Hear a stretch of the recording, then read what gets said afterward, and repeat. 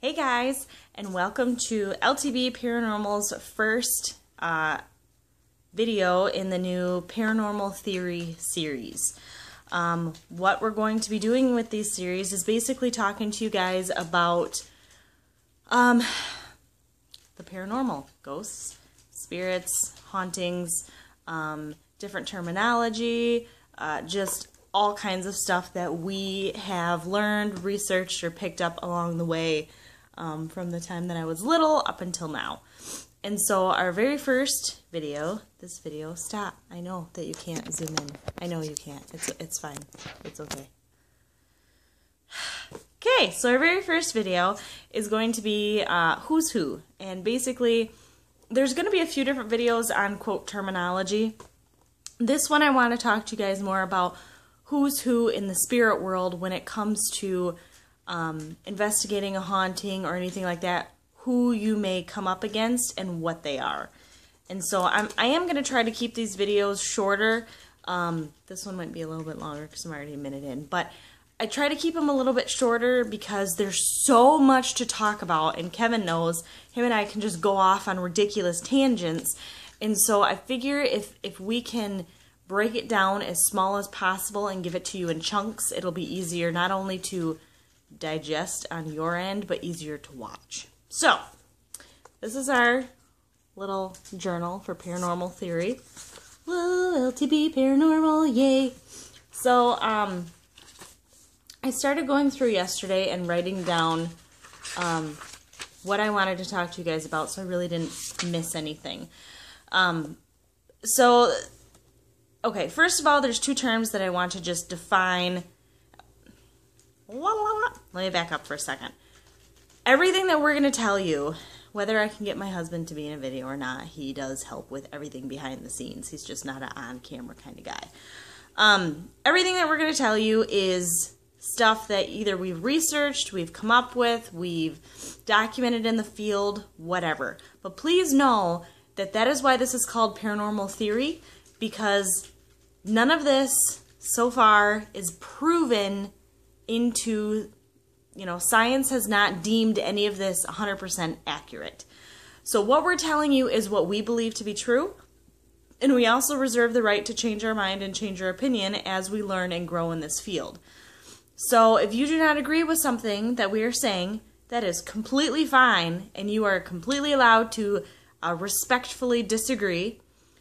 But please do so respectfully, because, we're putting ourselves out there to give you the information that we've learned.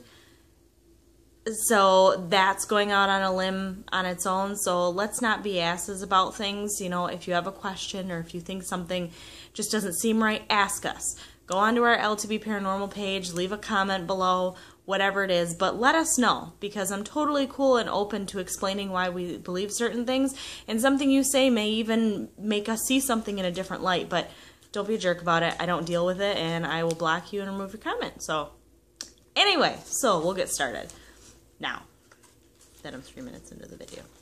Okay, so the two terms that I really want to define right off the bat are paranormal and haunting, because they're things that you're going to hear all the time. Now, paranormal is basically your catch-all for anything classified as unexplained by science.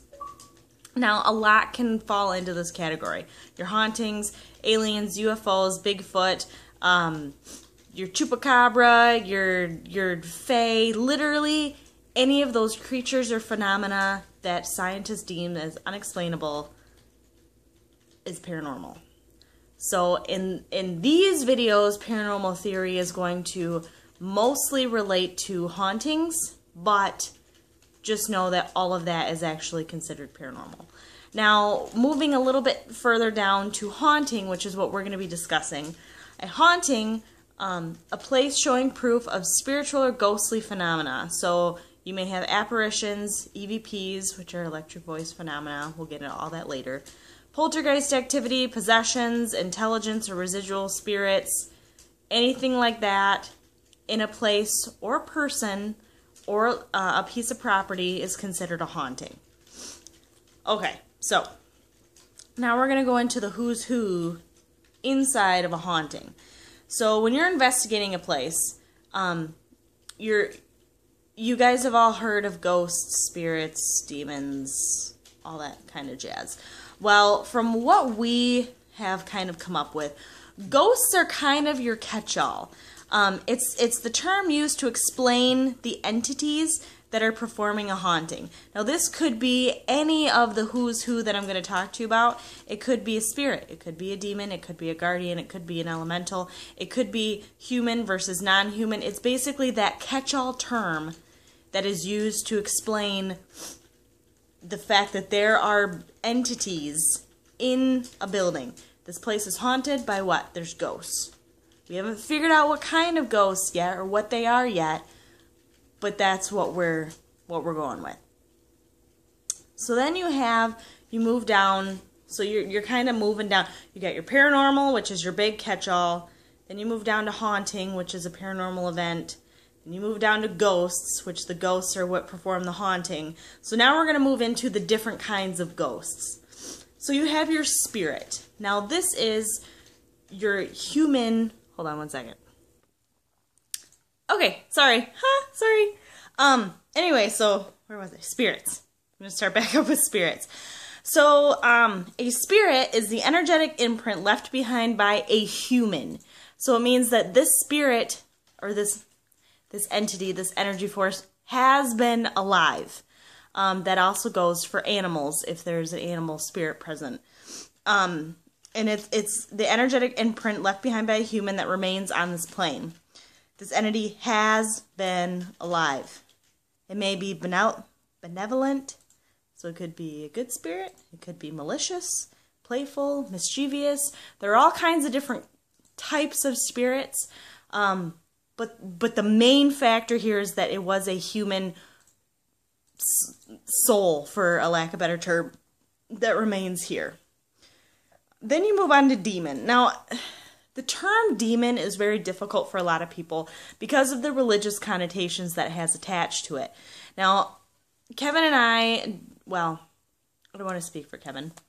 I want to speak for myself because I personally do not believe in hell and I don't believe in the devil. So, demon to me is not the devil's advocate. It is not an entity dealing with the devil, okay? A demon is a malicious being that wishes to cause harm, torment, and overall turmoil upon the living.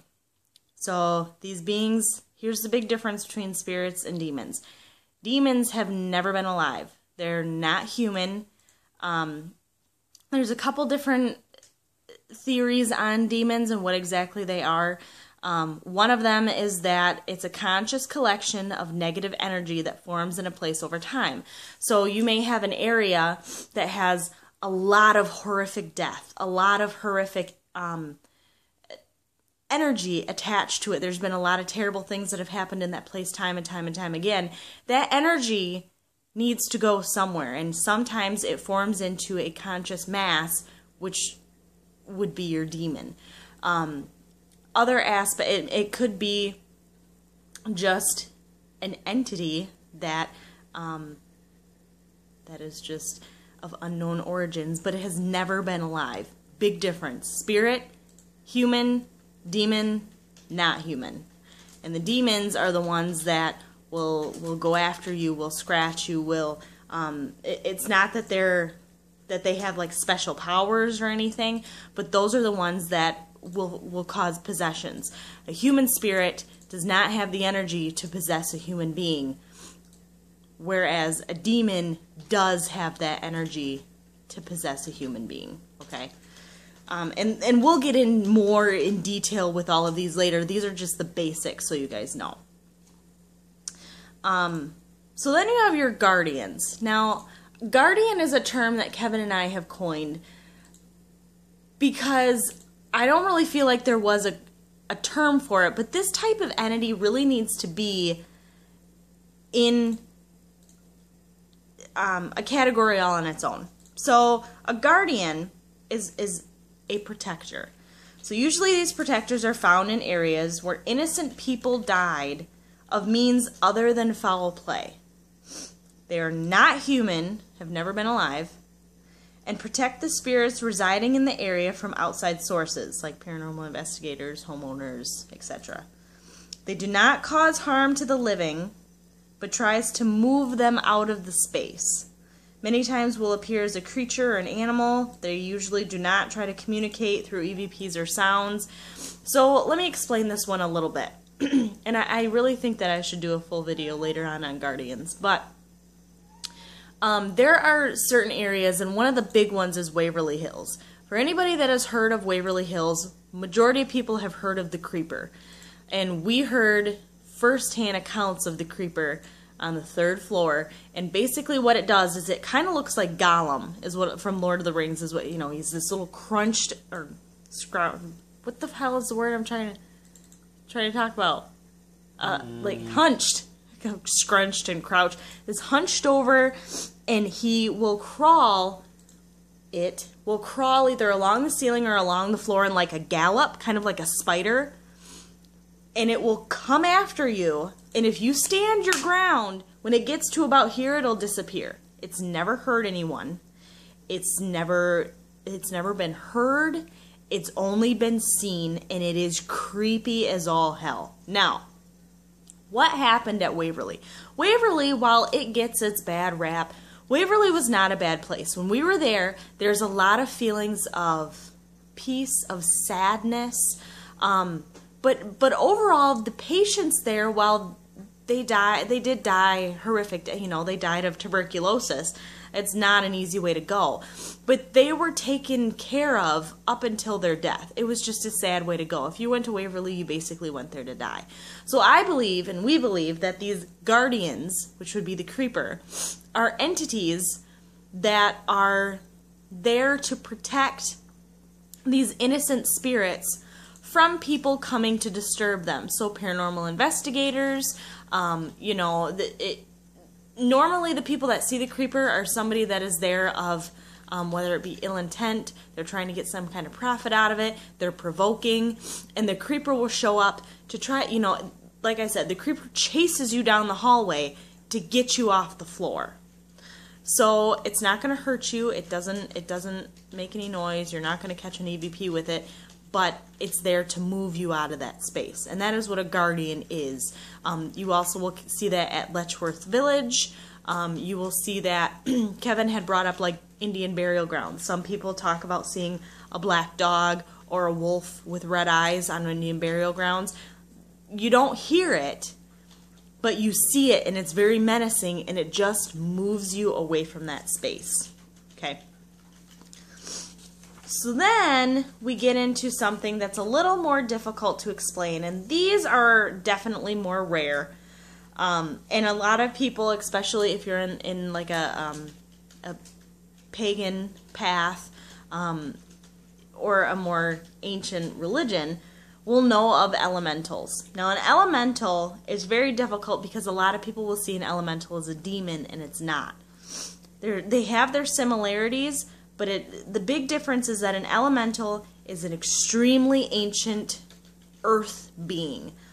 They're ancient entities formed from the energy of the earth itself. These beings usually protect sacred land and places. So, you know, there are elementals, a lot of them over like Ireland, Scotland, where you have those, their sacred land over there. They have their castles, they have their, what was that place that they had? They ran into an elemental. It was the Hellfire? Yeah, over in the Hellfire Club. There was an elemental attack over there. It's just places of high energy and sacred energy you will find typically in elemental. They do not need to sustain themselves with human energy and are not malicious unless provoked. And that's another big thing. Spirits and demons maintain and are able to form contact by drawing energy from a source, whether it be a human, whether it be your electronics, whether it be you know, a power plant, but they have to draw energy from something. Whereas elementals sustain themselves from the earth because they are earth beings. they are neutral. They're not good or evil. They're just there for protection. So if you go in and you mess with them, they can get nasty. They can hurt you. They can scratch you. But if you're not provoking anything, they normally, like I said, they're kind of a mix between all the different spirits. Well, spirits, demons, and guardians. They're there to protect. But they're not a guardian because elementals are formed from the earth. They're in very particular places. They're not there to protect spirits that are there. They're there to protect the land or the energy. They're very rare and very powerful. These entities were never human or alive. Like I said, they're earth-based. So like I said, in this episode, we went over paranormal, haunting, ghost, which kind of works its way down. And then we talked about the different kind of ghosts. You have your spirits that were human, your demons that were never human, extremely malicious. You have your guardians, which are your protectors of spirits. And then you have your elementals, which are protectors of sacred space, sacred land. Yeah, so if you guys have any questions, any comments whatsoever, please let us know. This definitely turned out to be longer than what I had hoped, especially only going over like 6 different things. But you know what? That is okay. I hope you guys learned something, and I will definitely keep you all posted with more episodes from Paranormal Theory. I will see you guys all later. Thank you. Bye.